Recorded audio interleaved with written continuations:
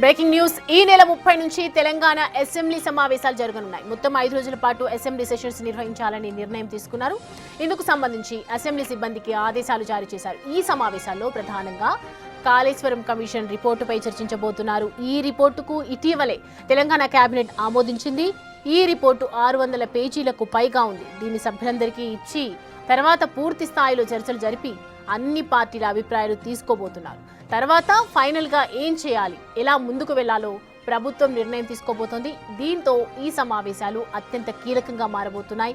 Recent గా CM Revanth Reddy Kaleshwaram commission రిపోర్టును శాసనసభలో పెడతాం, బరాబర్ చర్చిస్తాం, అన్ని పార్టీ అభిప్రాయాల తర్వాతే తుది నిర్ణయం తీసుకుంటామని ప్రకటించారు.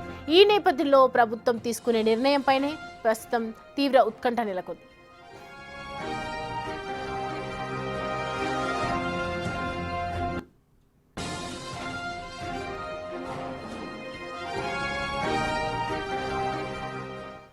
ఈ అంశానికి సంబంధించి పూర్తి డీటెయిల్స్ అందించడానికి మా ప్రతినిధి వాసు మనకి అందుబాటులో ఉన్నారు.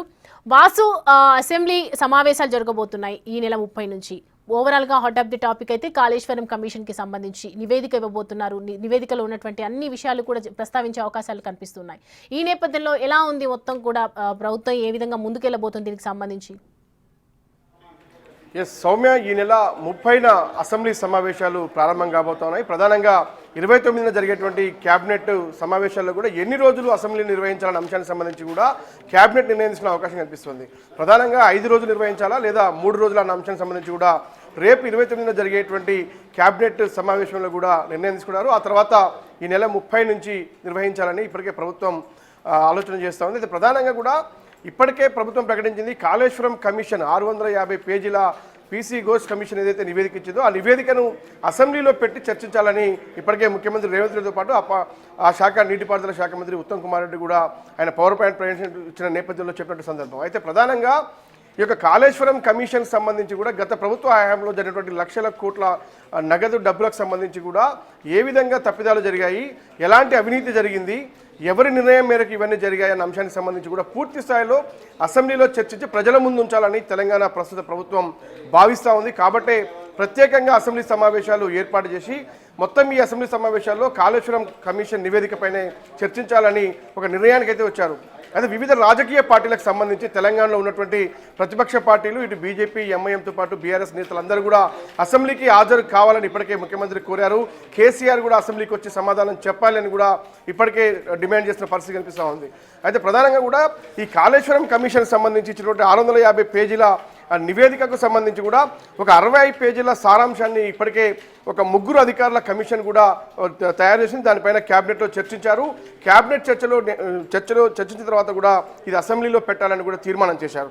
అయితే ప్రధానంగా అనుమతులు, అవకతవకలు, నిర్లక్ష్యం, ఏదైతే ఎస్టిమేషన్ల పెంపు, తర్వాత మెయింటెనెన్స్ సంబంధించినటువంటి అనేక రకాలుగా ఉన్నటువంటి అంశాలపైన ఈ యొక్క ఏదైతే క్యాబినెట్ కమిషన్ నివేదిక ఇచ్చింది. అయితే విజిలెన్స్ నివేదిక, ఎన్డీఎస్ఏ నివేదికతో పాటు ప్రస్తుతం కాళేశ్వరం నివేదిక ఇచ్చినటువంటి అంశాల్లో కూడా ఇలా పూర్తి స్థాయిలో కూడా కేసీఆర్ పేర్లకు సంబంధించి 32 సార్లు ప్రస్తావిస్తే హరీష్ రావు పేరు 19 సార్లు ప్రస్తావించారు. ఆ తర్వాత ఈటల రాజేందర్ పేరు అప్పటి ఆర్థిక శాఖ మంత్రి ఉన్నటువంటి వ్యక్తి 5 సార్లు ఆయన పేరు ప్రస్తావించారు. అయితే ఇదంతా కూడా క్యాబినెట్లో నిర్ణయం తీసుకోకుండానే కేసీఆర్ ఏకపక్షంగా నిర్వహించారు. ఆయన నిర్ణయం మేరకే మొత్తం జరిగింది. ఏదైతే మేడిగడ్డ, సుందిల్లా, అన్నారం బ్యారేజీల కుంగడానికి కానీ కూలడానికి కానీ కారకులు ఎవరు అన్న అంశం పైన కూడా పూర్తిగా అంతా కేసీఆర్ తాను నిర్వహించారు. క్యాబినెట్లో నిర్ణయం తీసుకోకుండానే అనేక నిర్ణయాలు తీసుకోవడం జరిగింది. అనేక అంశాలు అయితే ప్రధానంగా ఈ మేడిగడ్డ కూలిపోవడానికి గల కారణాలపైన పునర్నిర్మాణానికి సంబంధించి కూడా ఎవరైతే నిర్మాణ రంగ సంస్థ ఉందో అక్కడి నుంచే నగదును రాబట్టాలి అన్న అంశాన్ని కూడా కాళేశ్వరం కమిషన్లో చాలా స్పష్టంగా పేర్కొనడం జరిగింది. ఇక కొంతమంది అధికారుల తీరుకు సంబంధించి కూడా క్రిమినల్ చర్యలు తీసుకోవాలని కూడా కమిషన్ నివేదికలో చాలా స్పష్టం చేసింది.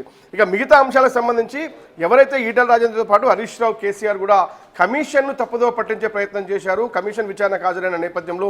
ఎందుకంటే క్యాబినెట్ నిర్ణయం తీసుకోకుండానే నిర్ణయం తీసుకున్నామన్న విషయాన్ని ఏదైతే కమిషన్ ముందు చెప్పారని కూడా ఈ యొక్క నివేదికలో పేర్కొంది. కాబట్టి వీటన్నిటినీ కమిషన్ నివేదికలో ఏముంది, ఇది ప్రజల ముందుకు వెళ్ళాలి, అన్ని పార్టీలు దీనిపైన చర్చించాలి, అందరు సభ్యులు శాసనసభ శాసనసభలో ఉన్నటువంటి సభ్యుల సలహాలు సూచనల మేరకు తదుపరి చర్యలు తీసుకోవాలని తెలంగాణ ప్రభుత్వం భావిస్తూ ఉంది. ఇదే అంశాన్ని గతంలో సీఎం రేవంత్ రెడ్డి కూడా స్పష్టం చేశారు.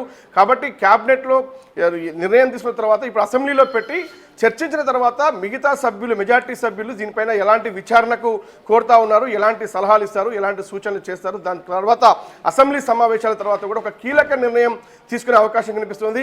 ఏదైనా ఇన్వెస్టిగేషన్ ఏజెన్సీకి విచారణకు ఆదేశిస్తారా, లేదంటే ఎలాంటి నిర్ణయం తీసుకోబోతుంది ప్రభుత్వం అంతా చాలా ఉత్కంఠగా మారింది. అసెంబ్లీ సమావేశాల తర్వాత, అసెంబ్లీలో చర్చ తర్వాత ఇదంతా కూడా ప్రజల ముందుకు తీసుకెళ్లి ఆ తర్వాత ప్రభుత్వం ఈ కాళేశ్వరం కమిషన్ పైన ఒక క్లారిటీకి వచ్చే అవకాశం ఉంది. విచారణకు ఆదేశిస్తారా, లేదంటే క్రిమినల్ చర్యలు పెట్టి కూడా వాళ్ళపైన చర్యలు తీసుకుంటారా అనే అంశానికి సంబంధించి, ఎందుకంటే ఇప్పటికే చాలా స్పష్టంగా విజిలెన్స్ నివేదిక, ఎన్డీఎస్ఏ నివేదిక, కాళేశ్వరం కమిషన్ నివేదికలు కూడా అధికారులకు సంబంధించి అందరిపైన కూడా చాలా మంది పైన క్రిమినల్ చర్యలు తీసుకోవాలి. మరికొంతమంది పైన ఇప్పటికే వాళ్ళు నగదు ఏదైతే అవినీతికి పాల్పడ్డారో వాళ్ళ దగ్గర నుంచి వెనక్కి తీసుకోవాలి. ఇక నిర్మాణ రంగ సంస్థకు సంబంధించి ఈ యొక్క 3 బ్యారేజీల కుంగడానికి సంబంధించిన వ్యవహారంలో కూడా మళ్ళీ పునర్నిర్మాణం చేయాలి, మరమ్మతులు జరపాలి అంటే ఆ యొక్క డబ్బుకు సంబంధించి కూడా ఆ సంస్థ భరించాలి అన్న అంశాన్ని కూడా నివేదికలు పెరిగారు. కాబట్టి వీటన్నింటినీ పూర్తిగా అసెంబ్లీలో చర్చించాలి అని మాత్రం ప్రభుత్వం భావిస్తూ ఉంది. కాబట్టి ఈ నెల 29న క్యాబినెట్ సమావేశం నిర్వహించి ఆ తర్వాత 30 నుంచి అసెంబ్లీ సమావేశాలు 3 లేదా 5 రోజులు కంటిన్యూ చేయాలని కూడా ప్రభుత్వం అయితే భావిస్తూ ఉంది. దాంట్లో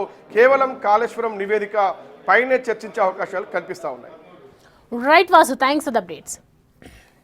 రైట్, మొత్తానికి ఈ నెల 30న అసెంబ్లీ సమావేశాలు అయితే జరగబోతున్నాయి. తెలంగాణలో ఏ అంశానికి సంబంధించి మాట్లాడే అవకాశాలు కనిపిస్తున్నాయి. కాళేశ్వరం కమిషన్ నివేదికకు సంబంధించి పూర్తిగా వారి అభిప్రాయాలను వ్యక్తపరిచే అవకాశాలు కనిపిస్తున్నాయి. ఓవరాల్గా వివిధ పార్టీలో ఉన్నటువంటి అభిప్రాయాలను సేకరించిన తర్వాతనే ప్రభుత్వం దీనిపై నిర్ణయం తీసుకునే అవకాశాలు కనిపిస్తున్నాయి. ఇప్పుడు ప్రజెంట్ అయితే దీనికి సంబంధించి చర్చనీయాంశంగా మారింది. అసలు కాళేశ్వరంకి సంబంధించి ఏ విధంగా ముందుకెళ్లబోతారు అని ప్రతి ఒక్కరు